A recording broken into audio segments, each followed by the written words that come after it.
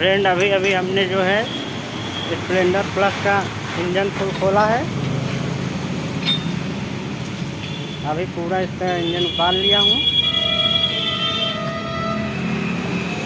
और इसको अभी हम लोग फिट करेंगे। फुल इंजन रिपेयरिंग आपको बताएंगे कैसे फिट होता है।